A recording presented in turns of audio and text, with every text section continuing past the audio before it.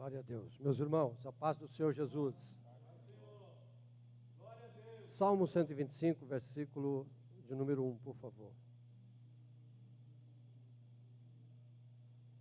Os que confiam no Senhor serão como o monte Sião, que não se abala, mas permanece para sempre. Amém, obrigado. Podeis tomar os vossos lugares. Eu louvo a Deus por essa oportunidade a mais de estar junto com os irmãos, cultuando e desta feita com a responsabilidade de ministrar a palavra de Deus. E eu vou compartilhar com os irmãos aquilo que o Senhor tem colocado no meu coração, louvando a Deus pela oportunidade, o pastor Walter e todo o ministério. Deus abençoe. Muito obrigado.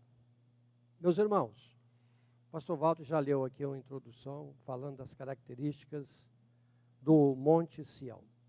O contexto que envolve o Salmo de número 125 é um contexto onde o salmista, que não está revelado o nome do escritor, mas um cântico aos degraus, ele vai trazer-nos uma advertência sobre o povo de Israel com a palavra de consolo, de conforto e uma palavra de exortação. E via de regra nós sabemos que o maior pecado que Israel sempre cometeu foi a idolatria. Idolatria essa que, junto quando o povo cometia tal pecado, vinha junto com a idolatria toda espécie de atrocidades, toda espécie de pecado, prostituição, avareza, inveja, homicídios. A partir da idolatria, desencadeava todos esses pecados. E, quando isso acontecia, via de regra, o Senhor levantava nações vizinhas para que pudessem oprimir Israel, para que pudessem ser instrumentos de Deus corrigindo Israel. E é nesse contexto de correção, aonde o ímpio, as nações ímpias, está oprimindo Israel, é que Deus levanta o salmista para escrever o Salmo de número 125. E esse salmo, nesse salmo específico, o Senhor então usa o salmista e vai dividir o povo aqui em pelo menos 3 classes. Ele vai falar daqueles que são fiéis a Deus, ele vai falar de um outro grupo, que são os ímpios opressores, e ele vai falar também de um terceiro grupo, que são aquele grupo dos que não resistiram os momentos de opressão e tomaram as decisões de saírem da presença de Deus.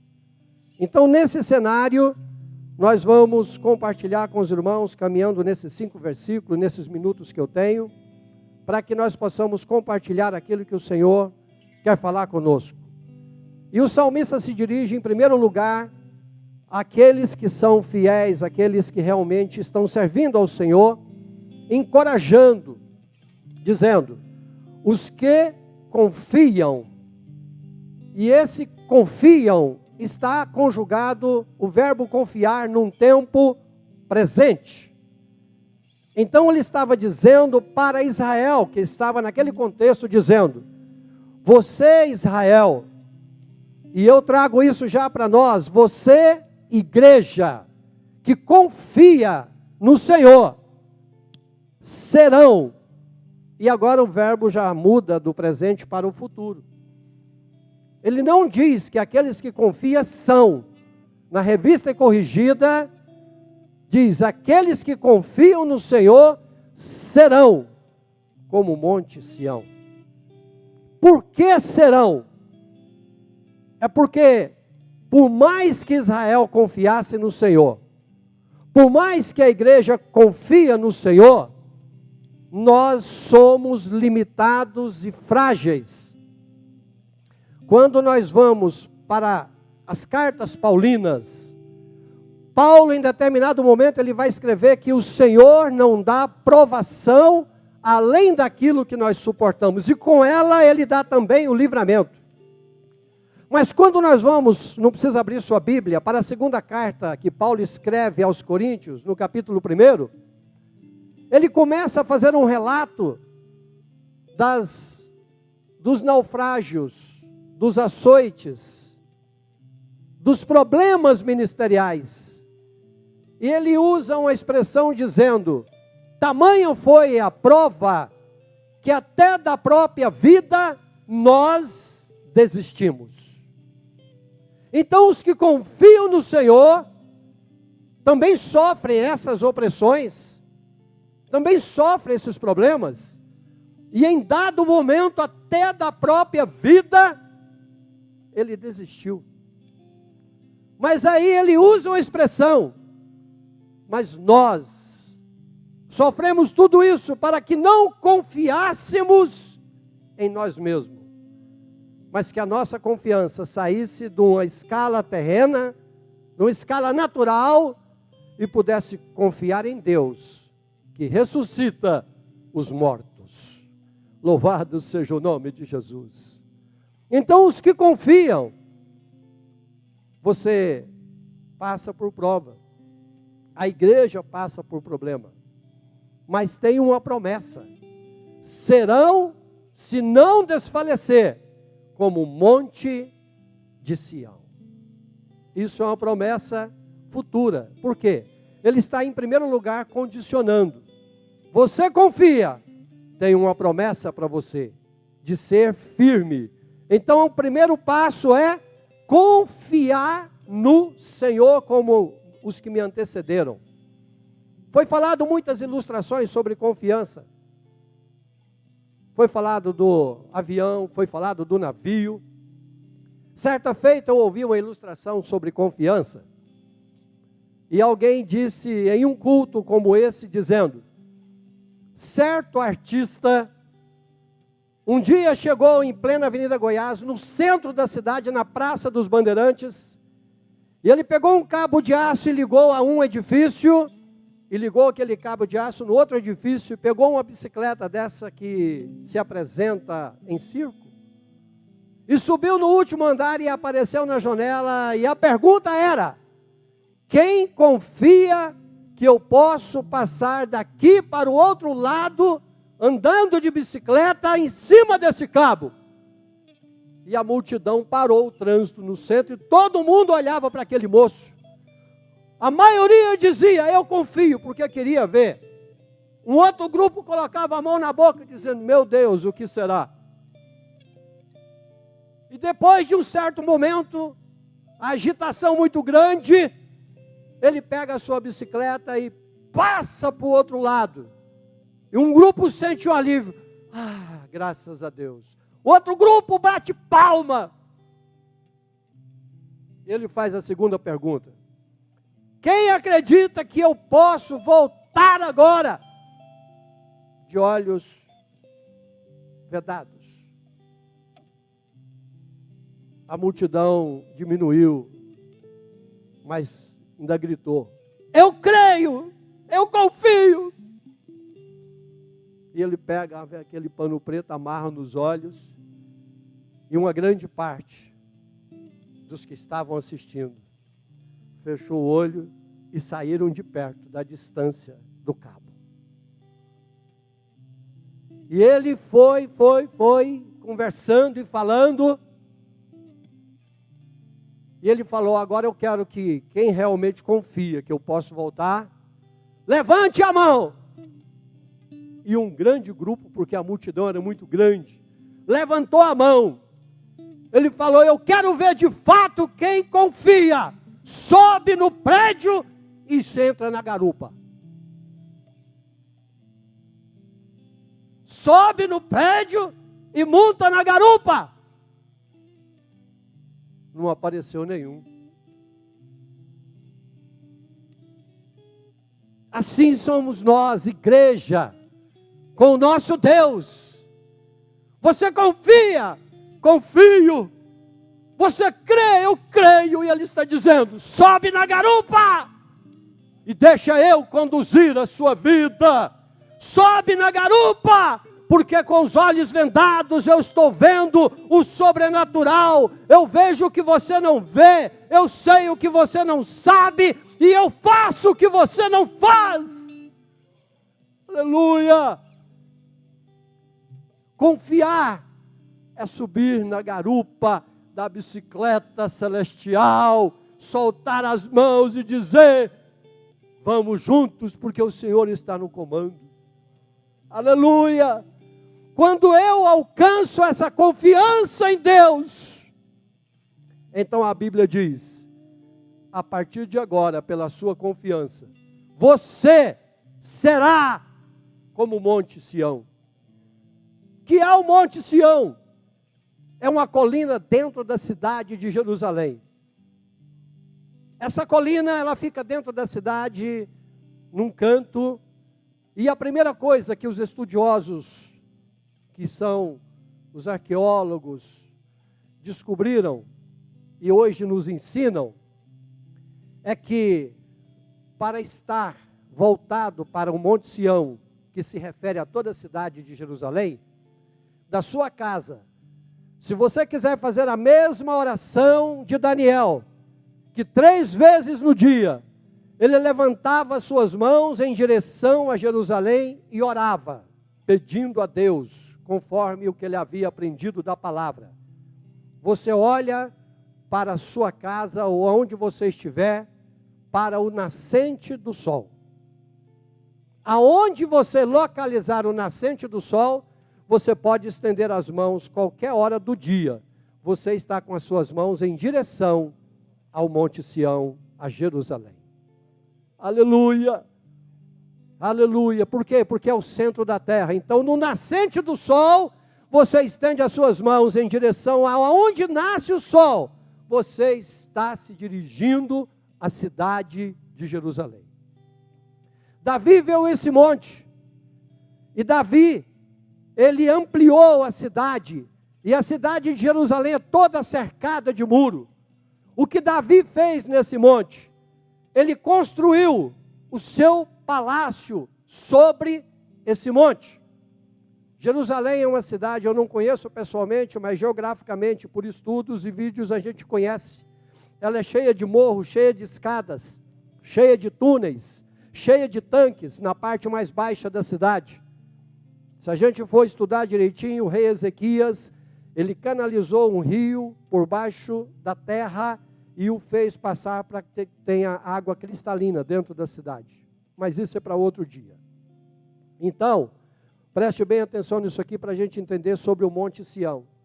Davi constrói o seu palácio e constrói em volta do palácio, no Monte Sião, na parte um pouco mais baixa, a sua fortaleza, aonde ficava todos os seus exércitos e todos os homens de confiança de Davi.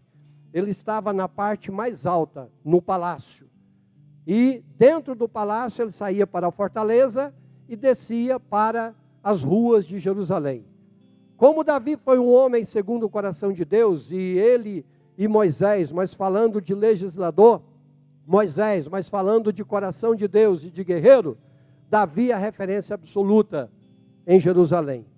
Então, como ele construiu seu palácio no lugar mais alto, preste atenção, né, apenas um detalhe.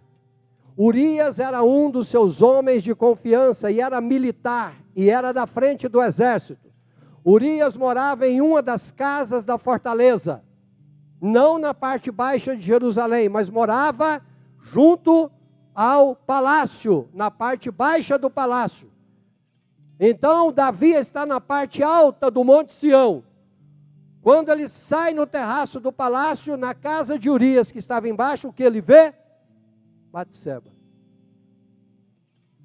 Por isso é chamado Monte Sião, também é chamado de cidade de Davi. Tudo por causa da construção que Davi fez no Monte Sião. Agora, monte, está aqui Sião, mas poderia ser Sinai, poderia ser Horebe. O que o Senhor está dizendo para mim e para você, é que o monte natural foi ampliado a sua segurança. Por isso ele está falando, se você confiar de fato no Senhor, a sua segurança que existe natural em Deus, ela será ampliada. Vamos ilustrar isso aqui.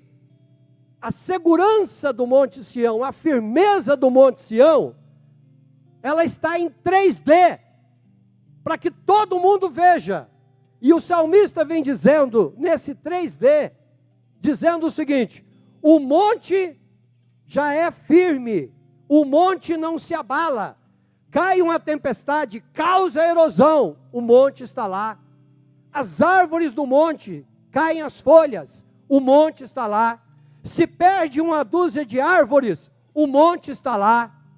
Agora o Monte Sião, primeiro, Davi o cercou de muro. Louvado seja o nome de Jesus. A Bíblia diz que quando Adão e Eva saíram de dentro do jardim, o Senhor colocou um querubim com espada de fogo, guardando e protegendo. A Bíblia diz que o anjo do Senhor acampa ao redor daqueles que o temem, e os livra e os guarda.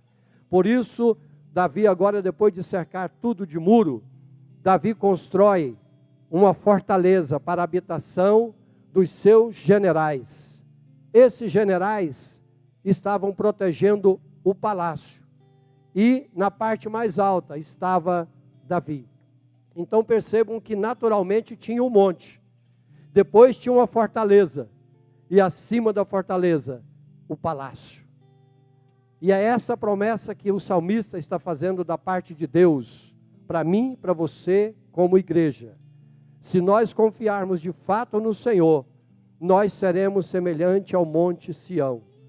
A confiança naquilo que é natural, o Senhor ainda coloca todos os oficiais em volta e te coloca para estar num lugar mais alto, protegido, aonde o inimigo não te alcança.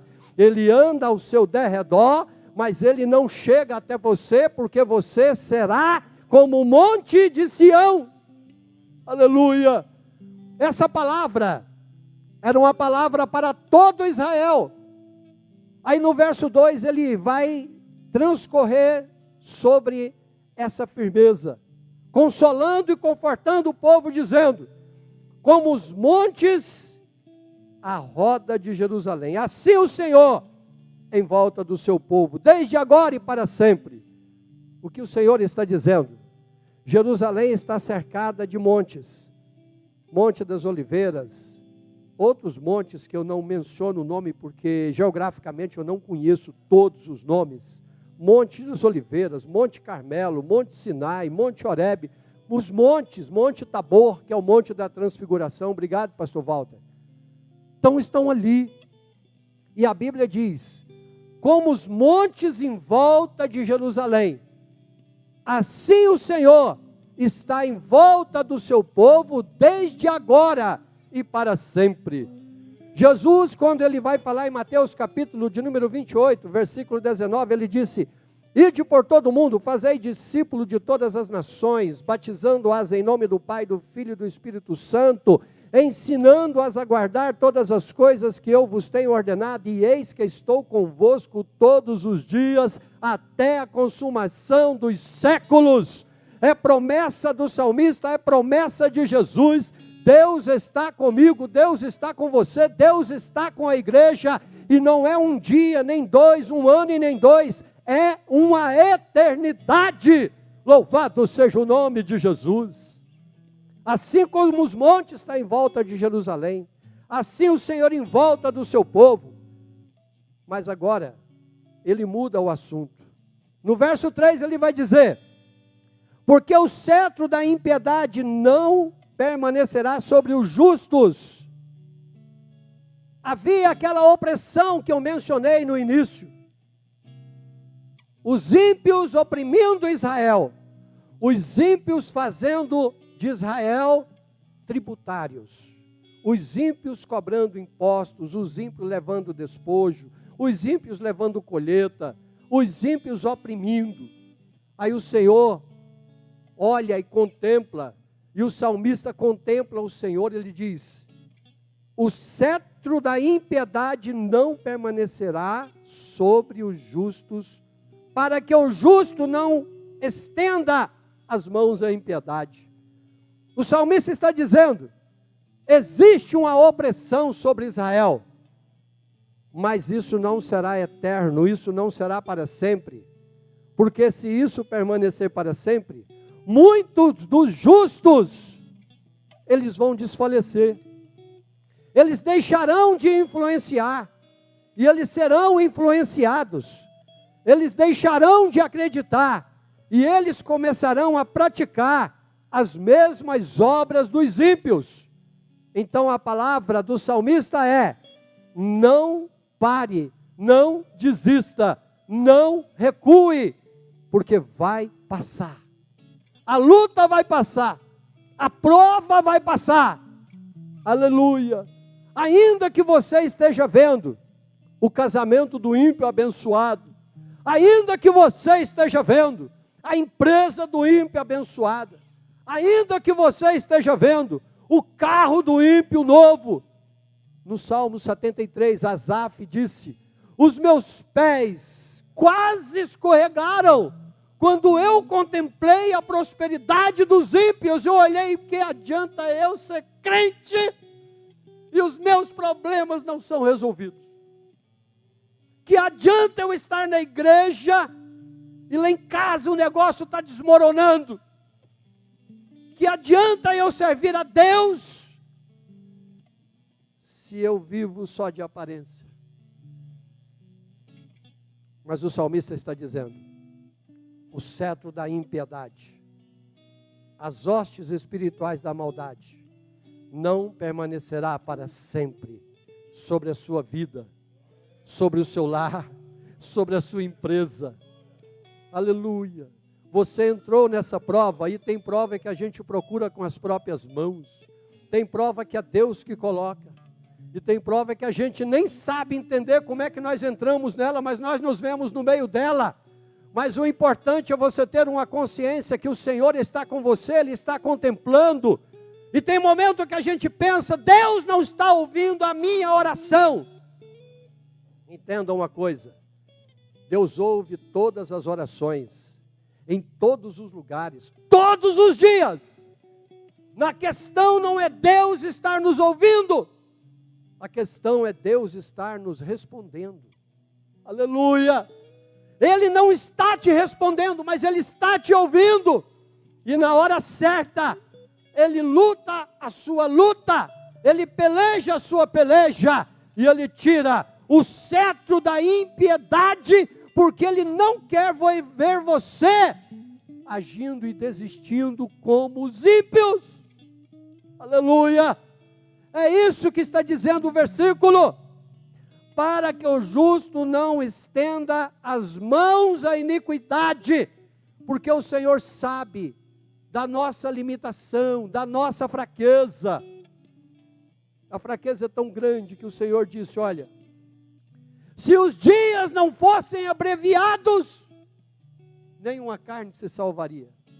Ou seja, se vier muita opressão, o povo está correndo um sério risco de desistir da fé. Mas o cetro da impiedade, cetro fala de ordem, de decreto, de lei, e fala de quem manda.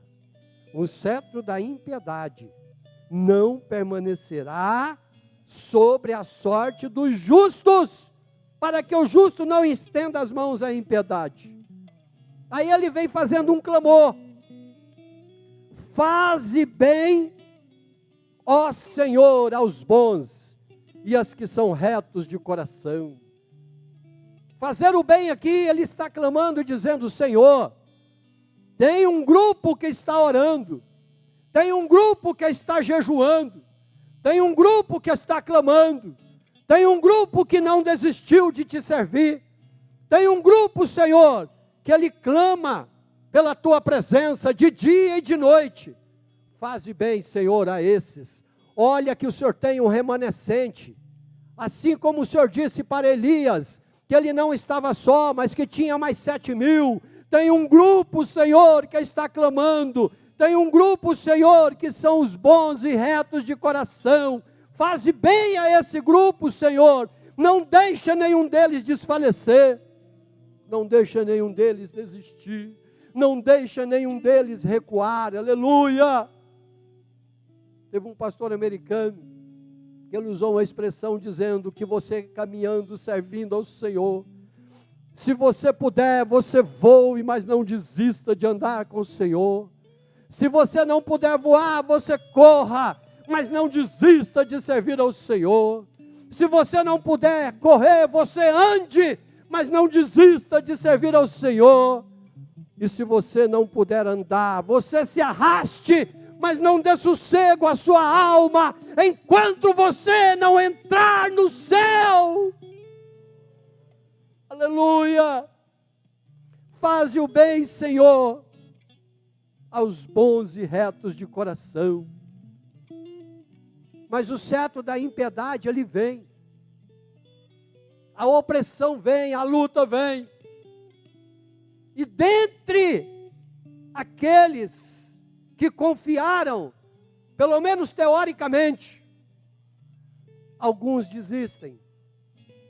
E é essa advertência que o salmista então faz agora para Israel e também para mim e para a sua vida. No versículo de número 5 ele vai dizer: quanto àqueles que se desviam para os seus caminhos tortuosos, só desvia para caminho tortuoso quem andava num caminho justo e reto.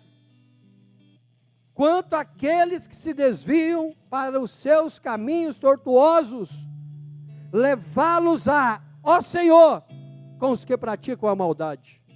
Quem pratica a maldade é aquele que está com o cetro da iniquidade, oprimindo Israel. E quem desvia é quem desiste da fé e resolve achar que não vale a pena ser crente, não vale a pena servir ao Senhor. Então ele abandona a fé, ele abandona a igreja, ele abandona aquilo que é certo, e ele vai para o mundo e acompanha aquele grupo, porque ele está olhando para as obras, principalmente da prosperidade. O Senhor está dizendo que o Senhor mesmo levá-los-á com os que praticam a maldade. No Salmo de número 1, e o versículo de número 6, o Senhor diz para nós o seguinte: porque o Senhor conhece o caminho dos justos, mas o caminho dos ímpios perecerá. Então nós não podemos recuar, nós não podemos desistir, nós não podemos voltar atrás. Eu falo sempre que ser crente, andar com Jesus, a passagem é só de ida, não tem volta. O mundo não cabe eu, o mundo não cabe você, o mundo não gosta de você, o mundo não quer mais você. Aleluia! Só tem dois que gostam de crente, somente. Guarda isso no seu coração. O primeiro é Jesus, ele ama crente. Aleluia! O crente mais fraco que tem na igreja, Jesus ama. E quem mais gosta de crente? Outro crente. Aleluia. Quando dois crentes encontram, irmão, e começam a conversar, se não vigiar, ele esquece de fazer outras coisas primordiais na vida. Então não se iluda. O mundo gosta do seu trabalho, da sua honestidade, da sua produção, dos benefícios que você proporciona. Aleluia. E ele termina dizendo para Israel, como uma palavra de conforto: paz haverá sobre Israel. Quando ele diz paz haverá sobre Israel, significa, nesse momento ainda tem prova, nesse momento ainda tem luta, nesse momento ainda tem opressão, nesse momento tem o cetro da impiedade que, ainda que usado por Deus, está corrigindo Israel, mas ele está advertindo: não desista de confiar no Senhor. Monta na garupa, entrega o controle, e essa paz que excede todo o entendimento, essa paz que Ele é o príncipe da paz, vai chegar em primeiro lugar na sua alma. Essa paz vai chegar na sua casa, essa paz vai chegar no seu trabalho, essa paz vai chegar no seu ministério, essa paz vai chegar nas suas finanças. E quando nós, portadores da paz, nos encontrarmos, é porque a paz chegou sobre a igreja de Jesus. Aleluia! Paz haverá sobre Israel, paz haverá sobre a igreja, independente da situação. Receba a paz de Jesus na sua vida, receba a presença de Jesus na sua vida, receba o consolo do Espírito Santo em sua vida, porque essa luta vai passar, e você vai dizer, valeu a pena confiar, porque hoje eu estou na expectativa, na esperança de me tornar inabalável, como o monte de Sião, que não se abala, mas permanece para sempre. Vamos ficar de pé em nome de Jesus. Aleluia, aleluia, aleluia. Na prática, o salmista, nessas lições para nós, ele está dizendo, confia, você será firme. Confia e a firmeza estará de dentro para fora na sua vida. Não olhe para o ímpio, não mude as suas ações por causa de alguém, não mude a sua fé por causa de alguém, não estrague o seu dia por causa do dia de alguém que já está estragado. Aleluia! Não brigue, porque a nossa luta não é contra carne ou sangue, mas é contra as hostes espirituais da maldade. Fazendo assim, você prova que está confiando e a paz chega no seu coração. Feche os seus olhos. Querido Senhor, a Tua palavra, Senhor, diz-nos que um menino nos nasceu, um filho se nos deu, o principado está sobre os seus ombros, e o seu nome será chamado Maravilhoso Conselheiro, Deus forte, Pai da eternidade, Príncipe da paz. Tu és o Príncipe da paz, Senhor, e mais do que nunca, assim como o salmista profetizou sobre Israel, como igreja do Senhor, precisamos desfrutar da Tua presença, precisamos desfrutar do Teu amor, do Teu refrigério, do Teu consolo, do Teu conforto, e precisamos desfrutar da Tua paz. Eu quero ministrar a paz sobre a vida do meu irmão, sobre a vida da minha irmã, sobre o lar, sobre o casamento, sobre o trabalho, a paz sobre o ministério, a paz, Senhor, no relacionamento uns com os outros. Que o Teu nome seja glorificado, e que esta paz, Senhor, não seja apenas aparente, mas que ela seja, Senhor, de fato e de verdade, conhecida como fruto do Espírito na vida de cada um de nós, em nome de Jesus. Amém. Obrigado, Deus abençoe.